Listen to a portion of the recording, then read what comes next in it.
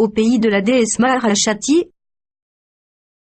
Aucune des possibilités ou méthodes pour obtenir de l'argent mises à ma disposition par le professeur ne satisfaisait mes désirs. Mon souci était de jouir de l'argent comme tout le monde, sans qu'il me soit fixe des limites dans le temps. Par « tout le monde », j'entendais les hommes riches. Je désirais obtenir l'argent qui pouvait me permettre d'aider mes parents à Yangarnbi, de fonder une famille plus tard, etc. Malgré le fait que je pratiquais la magie, j'éprouvais de l'amour pour les miens. Je songeais parfois aux moyens qui pouvaient me permettre d'améliorer leurs conditions de vie.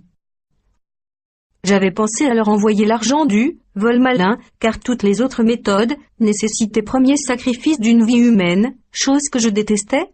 C'était pourtant la seule possibilité de leur venir en aide.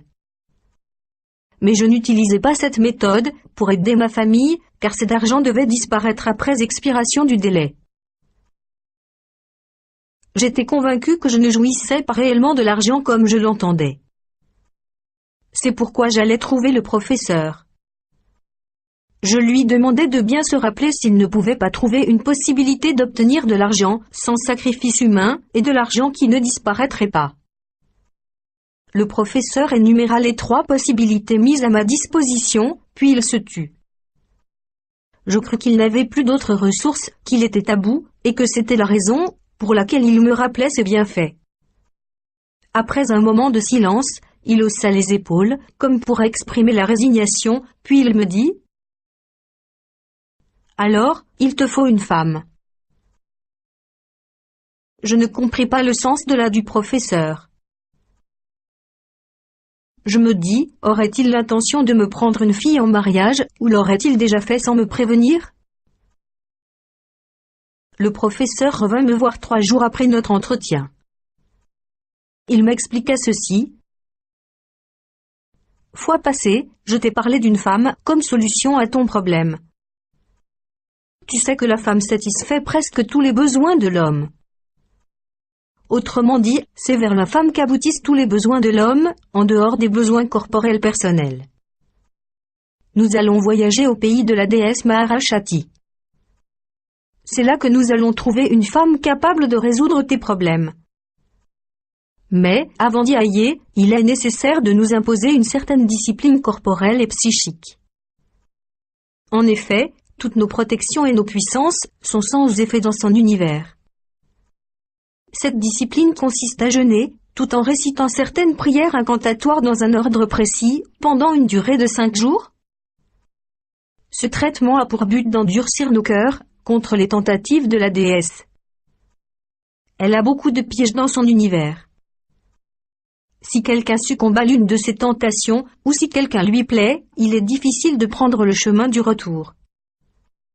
Ce serait alors la mort.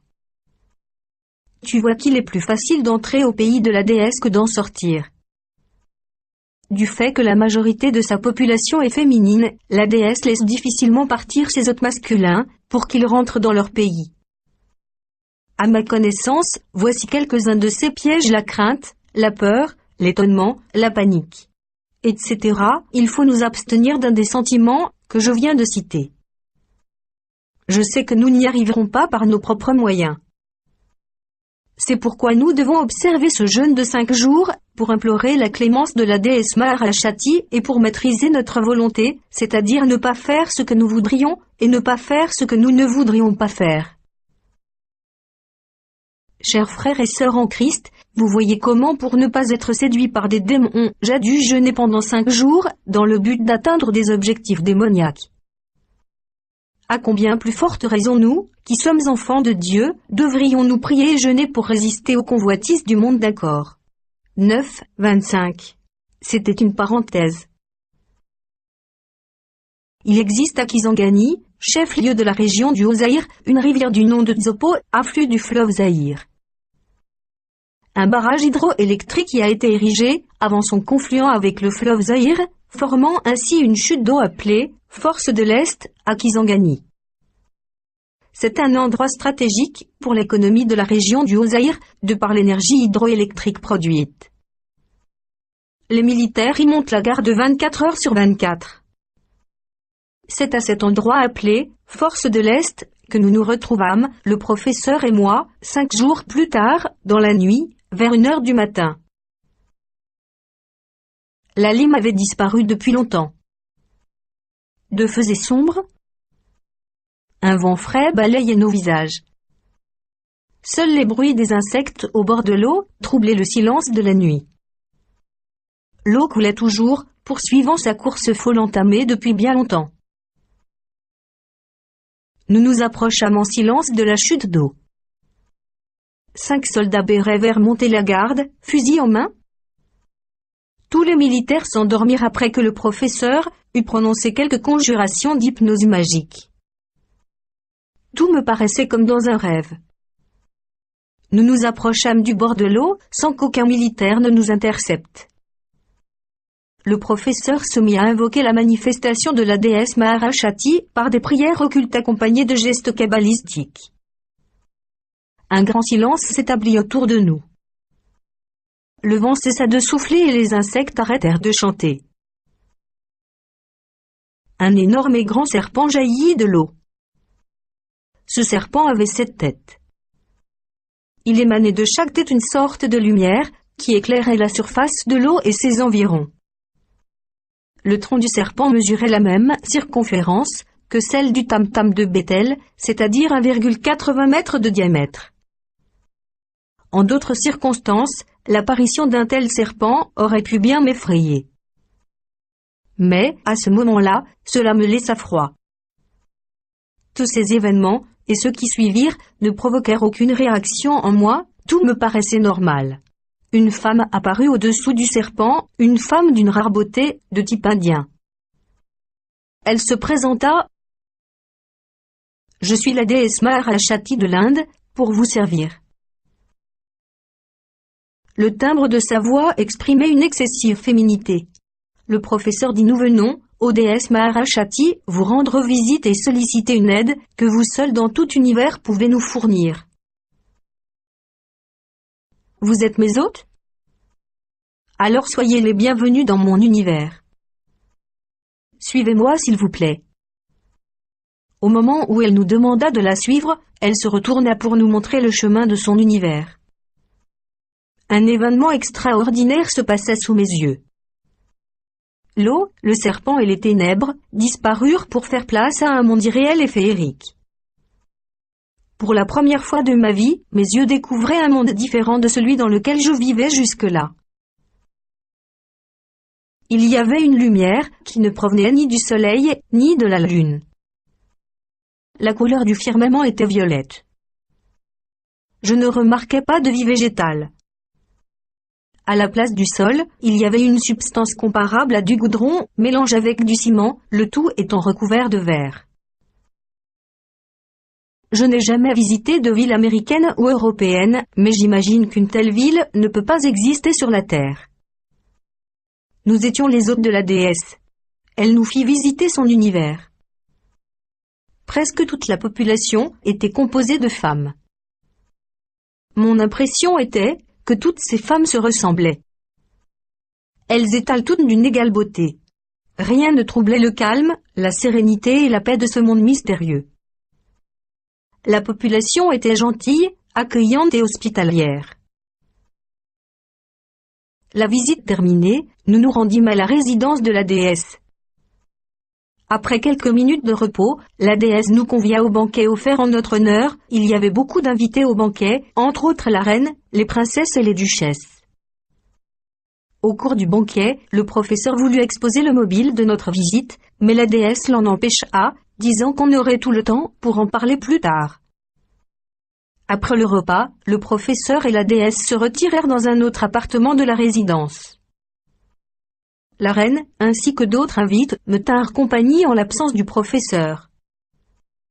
Je me tourmentais déjà de l'absence prolongée de la déesse et du professeur, lorsque je les vis sortir de la salle où ils s'étaient retirés. Le professeur me fit comprendre par un signe de tête que tout s'était bien passé. Il fallait donc que nous rentrions. Je pris congé de mes hôtes, puis, accompagnés de la déesse, nous repartîmes vers l'endroit par lequel nous étions entrés. Pendant le trajet, la déesse me tint familièrement la main. nous arrivâmes à notre point de départ. De se produisit une chose, et l'univers occulte disparut pour faire place à la rivière et au serpent à cette tête. La déesse était avec nous et me tenait toujours par la main à la manière de vieux amis. Elle nous dit au revoir et me lâcha la main. Elle se retourna et disparut de notre vue. Les lumières qui provenaient des sept têtes du serpent géant, ainsi que le serpent lui-même, disparurent aussi dans l'eau, nous laissant dans une grande obscurité. Autour de nous, la vie avait repris. Les soldats étaient toujours endormis, sous l'hypnose. Il nous fallait faire vite et regagner la maison, de peur que les personnes très matinales ne nous voient et ne se posent des questions sur notre présence en un pareil lieu à 4h30 du matin. De retour dans la cité, chacun alla dormir pour récupérer le sommeil perdu au cours de ce remarquable voyage. Dans l'après-midi de la même journée, le professeur vint me trouver et m'expliqua ceci. Lorsque je me suis éclipsé avec la déesse, je lui ai expliqué ton problème. Elle me confia qu'il y avait, en toi, une force qui l'attirait excessivement vers toi. Elle avait cru que je lui amenais un adepte et insista beaucoup pour que tu restes encore quelque temps là-bas. Je lui ai fait connaître la raison de notre visite. Elle tenait beaucoup à toi, à tel point qu'elle a proposé de venir personnellement te servir. Je refuse, car si j'avais accepté, elle serait venue et t'aurait persuadé un jour de la suivre dans son pays. Tu l'aurais fait, car elle est bien plus puissante que toi. Je la suppliai de se désintéresser de toi. Elle refusa catégoriquement, mais, vu mon insistance, elle finit par accepter. Mais, en revanche, elle t'a fixé des conditions difficiles que tu devras remplir si tu veux avoir une femme qui pourra résoudre tes problèmes d'argent et qui comblera tous tes désirs. Attention, mon fils. Tu es libre toutefois de refuser si ces conditions s'avèrent être au-dessus de tes moyens. Mais sache bien que si tu refuses, tu peux aussi dire adieu à tes projets d'argent. Voici ce que tu dois faire si tu veux continuer. Cette nuit, tu trouveras à ton chevet un paquet de 17 cartes. Chaque carte présente la photo d'une femme. Parmi ces 17 photos, tu choisiras celle qui te plaira le plus et tu feras un signe au-dessus de la carte. C'est cette femme qui deviendra ta femme. Le professeur m'expliqua ensuite comment je devais arranger la grande table de mon salon, pour préparer la visite, que devaient me faire ces 17 femmes. Il poursuit. Tu seras réveillé à minuit par les visiteuses. Ce seront les 17 femmes figurant sur les cartes. Mais garde-toi bien de faire ton choix dès ce soir. Elles viendront pour te séduire de différentes manières, pour te faire succomber. Si tu réussis à résister jusqu'à 4 heures, heure de leur départ, tu connaîtras ta femme, car elle ne partira pas avec les autres. C'est celle que tu auras choisie sur les cartes. Gare à toi, mon fils, si tu succombes au charme de l'une d'entre elles, qui ne soit pas celle que tu avais choisie. Car celle que tu auras connue t'emportera dans le monde où nous étions hier. Autrement dit, tu mourras dans Noirmonde, mais tu continueras à vivre dans le pays de la déesse. C'est là l'une des conditions posées par la déesse. Alors, pour ne pas courir le risque de te tromper, tu dois résister jusqu'au départ de toutes les autres. Bon. Maintenant, je crois t'avoir tout dit en détail. À toi de décider. Je n'avais pas le choix? Je me dis que si je refusais ces conditions, le professeur ne serait pas content de moi. Par conséquent, il ne me confierait plus jamais d'autres méthodes pour obtenir l'argent dont j'avais besoin. Par ailleurs, si je laissais passer cette occasion, je ne pouvais plus espérer obtenir de l'argent comme tout le monde. Je n'avais pas le choix? Alors j'ai accepté. Comme me l'avait annoncé mon professeur, le soir, vers 19h30, je trouvai sous mon oreiller un paquet de cartes. Chaque carte représentait une belle femme vêtue d'habits légers et transparents. Je mis du temps à contempler les physionomies de ces êtres irréels. C'était la perfection de la beauté. Puis vint l'heure critique où il me fallut faire mon choix, choisir celle qui serait, pour toujours mon épouse.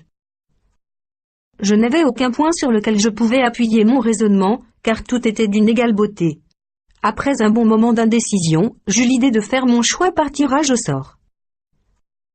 J'éparpillai les cartes sur la table, je fermai les yeux, et ma main tomba sur une carte, au-dessus de laquelle je fis un petit signe dans un coin. Le lendemain, je me rendis au marché, pour acheter tout ce que le professeur m'avait demandé d'acheter, boissons et victuailles. Je disposai le salon, selon les instructions du professeur, et je m'endormis à 20h30 dans mon lit. L'épouse. À minuit, je sentis que quelqu'un me touchait pour m'y réveiller avec douceur. J'ouvris un œil, car j'avais encore sommeil. Dans la pénombre, je découvris qu'une femme essayait de me réveiller, sans brutalité, avec des baisers et des caresses. Je lisais dans chaque de ses mouvements une tendresse et un amour profond. Je me levai et me dirigeai vers le salon. Là, je fus accueilli par les applaudissements de mes visiteuses, je remarquai que toutes les femmes présentées sur les cartes étaient là, bien réelles et très belles. Pendant plusieurs heures, toutes s'ingénièrent à me séduire par tous les moyens possibles, moyens dignes des enfants de la perdition. Tout m'incitait à succomber. Mais le professeur avait été strict, sur ce point ne connaître aucune, d'elles avant le départ de ces autres. Car je ne reconnaissable plus celle que j'avais choisie, et je ne pouvais risquer ma vie, en couchant avec l'une d'elles, au hasard. Voyant que je ne succombais pas à leurs avances, les femmes utilisèrent toutes les ressources de leur séduction diabolique. Chers frères et sœurs en Christ, je reconnais que sans la discipline d'endurcissement à laquelle je m'étais soumis pendant les 5 jours, j'aurais dû succomber à l'assaut des provocations de ces 17 femmes. À 4 heures donc, elles me dirent au revoir, et partirent comme elles étaient venues, c'est-à-dire en traversant les murs. L'une d'elles resta. C'était donc mon épouse, celle sur qui mon choix était tombé. Celle qui n'était pas partie s'approcha de moi. Elle m'embrassa longuement. S'étant mise à côté de moi, elle me dit : « Mon amour, je suis contente de ta conduite de tout à l'heure vis-à-vis de mes cousines. C'est pour moi un signe d'amour et de fidélité que de t'être abstenu de connaître moins l'une d'elles. Moi aussi, je t'aimerai autant, pourvu que tu respectes mes exigences, qui ne sont d'ailleurs que celles d'une femme qui t'aime et qui veut faire ton bonheur. En dehors de la nourriture préparée par ta main, tu ne mangeras que des aliments que je t'offrirai et pas ceux d'une femme. Quand tu rentreras à la maison, il ne faudra pas que ton retard dépasse 2 heures. Quand tu sortiras, à ton retour, tu devras d'abord prendre une douche et te changer avant de t'approcher de moi. Dans la maison, ne porte jamais de chaussures de cuir. En dehors de nous deux, personne ne doit connaître ma présence chez toi. Si par mégarde quelqu'un me voyait sans que tu sois au courant, cette personne devra mourir ou devenir folle. Mais si la personne est de mèche avec toi, alors c'est toi qui perdras la vie ou la raison. Comme tu le vois, je suis très jalouse. En revanche, j'accepte de combler tous tes désirs, avant même que tu me les dises. Quels que soient tes désirs, je les comblerai. Mon nom est Hélène Maglou. Appelle-moi Hélène tout court. Telle est l'histoire de mon mariage avec Hélène. Le lendemain, je compris pourquoi le professeur m'avait trouvé une femme comme solution à mon problème. Le matin, après ma douche, je trouvai sur la table un petit déjeuner copieux.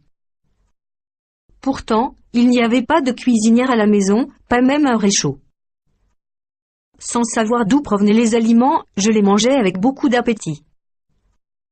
Lorsque j'ouvris ma garde-robe pour m'habiller proprement et partir pour mes cours, j'étais encore étudiant, j'y trouvais des habits neufs, des costumes dont je n'avais jamais soupçonné l'existence depuis ma naissance. Il y avait aussi des chaussures et des babouches. Toutes ces choses ne m'impressionnèrent pas. Hélène s'était jurée de combler tous mes désirs. Les plats que je trouvais sur ma table étaient ceux qui plaisaient à mes goûts, c'est-à-dire les plats que j'aurais aimé manger ce jour-là. Comment cette femme devinait-elle mes goûts? Je ne le saurai jamais. À propos des vêtements, Hélène m'avait remis un pantalon qui en valait 6, un pantalon extraordinaire. Chaque fois que j'entrais dans la maison, et que j'en ressortais, la couleur du pantalon changeait. Ce pantalon pouvait changer de couleur jusqu'à 6 fois, il pouvait reprendre sa couleur initiale à la 6e couleur. Avec Hélène comme épouse, c'était la belle vie. Le problème d'argent ne se posait plus. Chaque fois que j'avais besoin d'acheter un article quelconque, chose qui m'arrivait très rarement du fait que tous mes désirs étaient réalisés par Hélène, il suffisait simplement que je mette ma main dans ma poche, et elle en ressortait avec l'argent nécessaire pour l'achat de l'article désiré. Cet argent était normal. Je pouvais en jouir comme tout le monde, sans risquer la mort ou la folle, ni même sans qu'il disparaisse après expiration d'un délai. Ma femme avait mis une voiture à ma disposition. Seule elle et moi pouvaient l'avoir, en dehors de quelques initiés. Je l'empruntais souvent pour me rendre à mes cours. Elle ne roulait ni à l'essence ni au gazole. En fait, je n'ai jamais été à une station-service pour me ravitailler en carburant. Chers frères et sœurs en Christ, Dieu est jaloux de nous, et il souffre lorsque nous laissons les choses du monde pénétrer dans notre esprit. Jacques 4, 5. Il nous recommande de l'aimer de tout notre cœur, de toute notre pensée et de toute notre force. Matthieu 22, 7.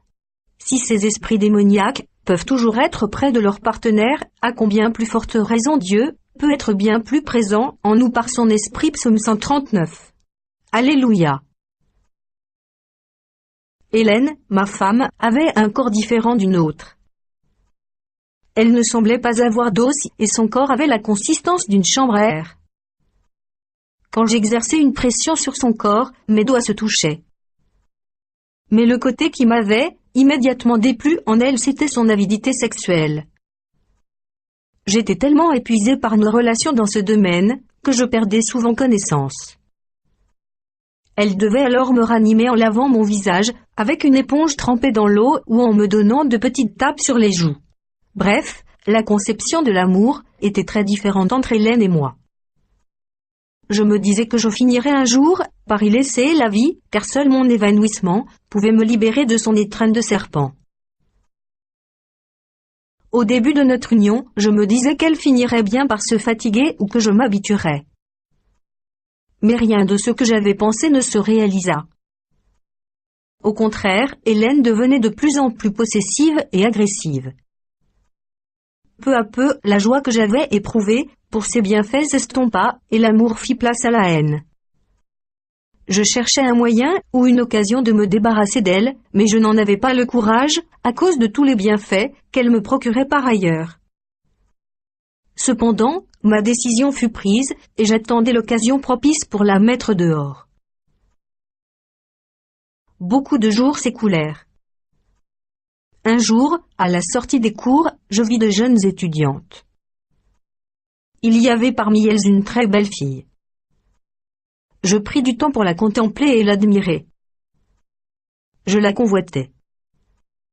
Je me demandais, une telle beauté n'était pas celle d'une revenante, car seules les mortes peuvent rivaliser avec une telle beauté.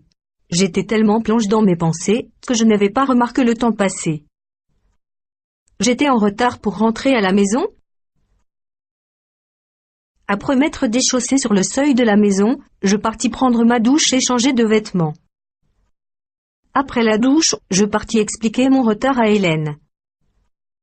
Mais à la place où Hélène m'attendait d'habitude, je trouvais la belle étudiante. Je fus pris de peur en voyant cette fille dans la chambre d'Hélène. Je craignis de mourir ou de devenir fou. Je me demandais comment elle avait su que je l'avais convoitée. Comment avait-elle connu mon adresse? Comment était-elle entrée? Est-ce ce qu'Hélène l'avait vue? Sans faire attention à elle, je me mis à courir dans toutes les chambres à la recherche de ma femme, tout en criant que je n'étais pour rien dans la présence de cette fille dans la maison. De l'endroit où elle était assise, la belle étudiante souriait devant mon désarroi. Elle s'approcha de moi et me dit: « Ne me reconnais-tu pas, chérie ? je ne suis pas la fille que tu as vue en sortant de tes cours. Je suis ta femme Hélène Maglou. J'ai revêtu le corps de celle que tu as vue aujourd'hui. Voici les réponses aux questions que tu t'es posées au cours de la journée à propos d'elle. Elle n'est pas une revenante, mais elle ne tardera pas à le devenir bientôt. Voici son identité. Chérie, je ne te donne pas ces renseignements pour que tu ailles la chercher, mais pour te montrer qu'en agissant ainsi tu me chagrines, car je t'aime à en mourir, et il m'est impossible de te perdre. D'ailleurs, que deviendrais-je sans toi? Comment puis-je penser partager ton amour avec une autre, aussi longtemps que tu ne parviens pas à me satisfaire? Ne m'en veux pas de même conduite de la sorte. Comprends-moi, chérie, je suis ici pour toi. Elle me donna l'identité complète de la belle étudiante, tout en pleurant prénom, nom, adresse, âge, etc. 2 jours après cette entrevue, j'appris la mort par noyade de la belle étudiante. Cette mort m'affecta profondément. Ma conscience me reprochait sa mort. Pourtant, je n'avais fait que simplement la regarder. Elle était innocente. Quant à moi, aucun doute n'était plus permis, j'étais sûr que c'était Hélène qui l'avait tuée par jalousie pour moi. De mon côté, je la pris en horreur, car elle était responsable de la mort de la belle étudiante. Le temps passa encore. Hélène devenait de plus en plus morose, soucieuse, et parfois rêveuse. Un soir, après m'avoir considéré attentivement, elle me dit : « Mon amour, j'éprouve un sentiment profond pour toi. Mon amour pour toi va grandissant. J'aimerais remettre à ta famille beaucoup de biens, dont 6 véhicules, 3 camions et 3 voitures. J'achèterai pour ta famille 3 magasins dans le centre-ville et 2 résidences dans les meilleurs quartiers de la ville. Ces biens, je les donne en guise de dot à ta famille, puis je t'emmènerai, et nous irons vivre dans mon pays pour toujours. » Tout à coup, je compris ce qui tourmentait ma femme. Elle en avait assez de moi et désirait ma mort. C'était l'occasion tant attendue pour me débarrasser d'elle, mais nous n'en étions pas encore là. Pour le moment, il fallait que je trouve les mots pour refuser poliment son offre. Je dis à Hélène : « Le gouvernement de mon pays n'est pas dupe pour qu'un simple étudiant comme moi, sans ressources,